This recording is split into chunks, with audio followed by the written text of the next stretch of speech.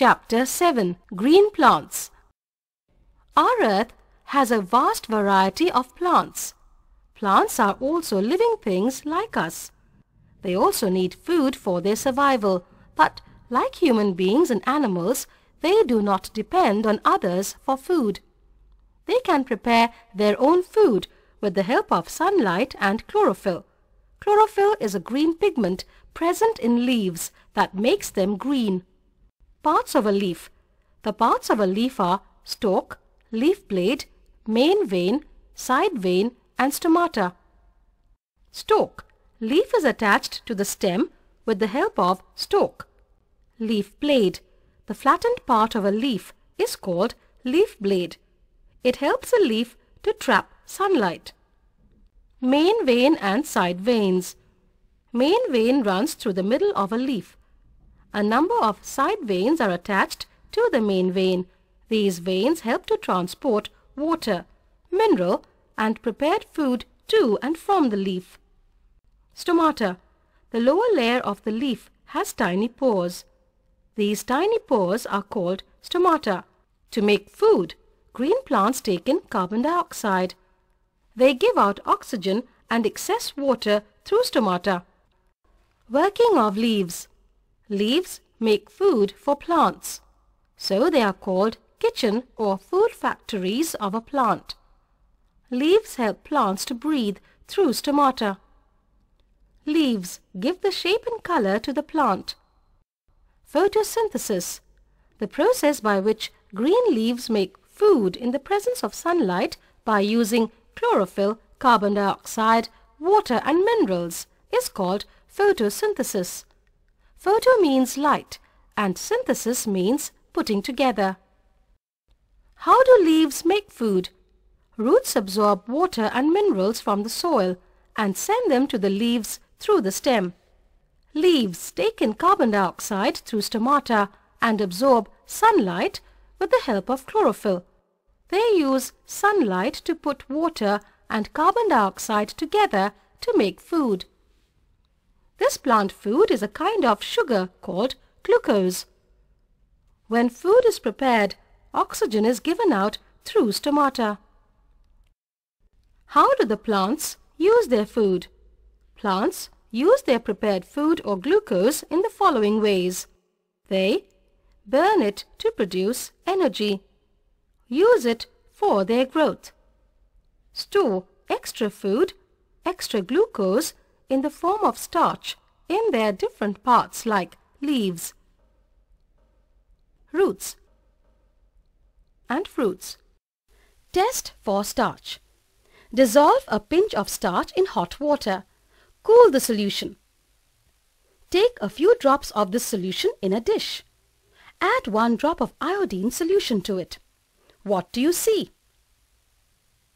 The solution turns blue-black. It is because iodine gives blue-black color with starch. No other substance gives this result. Green leaves contain starch. We take a green leaf.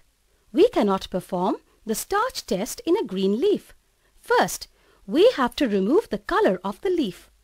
We can do it by boiling the leaf first in water and then in alcohol. The process of removing the green color of the leaf is called bleaching. Caution! Do not heat alcohol directly over fire. After bleaching, we wash the leaf in cold water.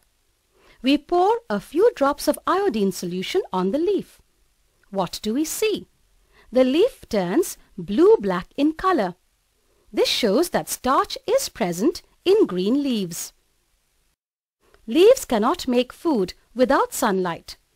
We take a healthy potted plant and keep it in a dark room for 24 hours.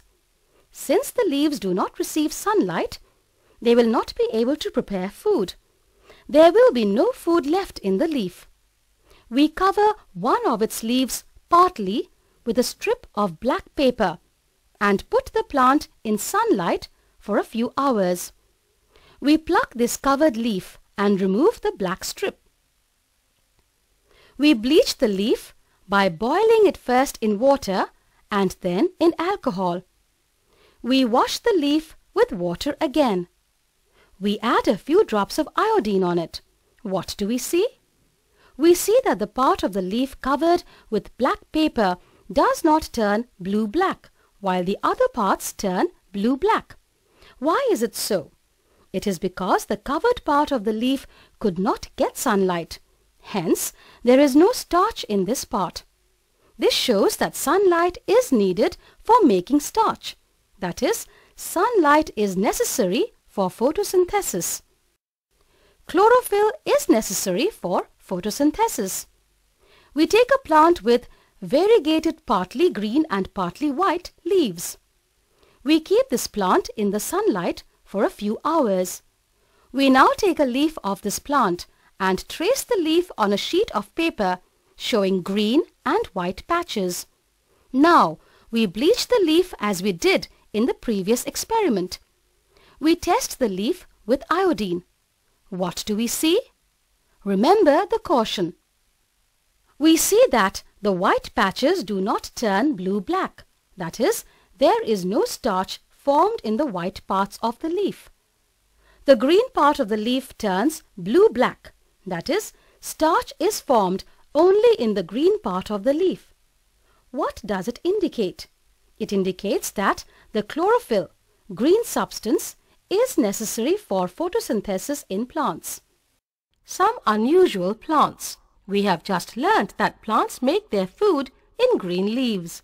But there are some plants that do not have leaves. How do they make food? A cactus plant does not have leaves. It has spines. It has thick and fleshy green stem. It makes its food in its fleshy stem by the process of photosynthesis. The leaves of some plants like croton have chlorophyll, but they appear dark red in color. This is because the red pigment present in them hides the green color of the chlorophyll. So, such leaves can also make food by the process of photosynthesis. Molds and mushrooms are non-green plants. They do not have chlorophyll. They cannot make their food. They get their food from dead and rotting plants and animals. Energy flow in living things. We know that the sun is the main source of energy on the earth.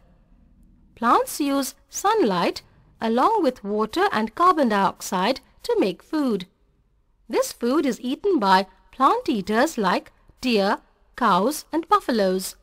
Plant eaters like deer and buffaloes are eaten as food by the flesh eaters like lions and tigers. Hence, this flow of energy in the form of food from one living thing to another is called food chain. A food chain starts from a producer, plant. Food chain: grass, eaten as food; deer, eaten as food; lion, grass, deer, lion. Food chain. Interdependence of plants and animals. Plants and animals depend on each other for their survival. Plants give food to eat and oxygen to breathe to the animals. Animals breathe out carbon dioxide. This carbon dioxide is used by the plants to make food. This is how plants and animals depend on each other. Balance in nature. A balance between the number of plants and animals is necessary in nature. What will happen when there will be an increase in the number of animals? It will be difficult for plants to supply enough food and oxygen to all animals. Similarly, if there is an increase in the number of plants, animals may not be able to supply enough carbon dioxide to the plants for their food-making process. To maintain this balance, we need to protect both plants and animals. Balance in nature.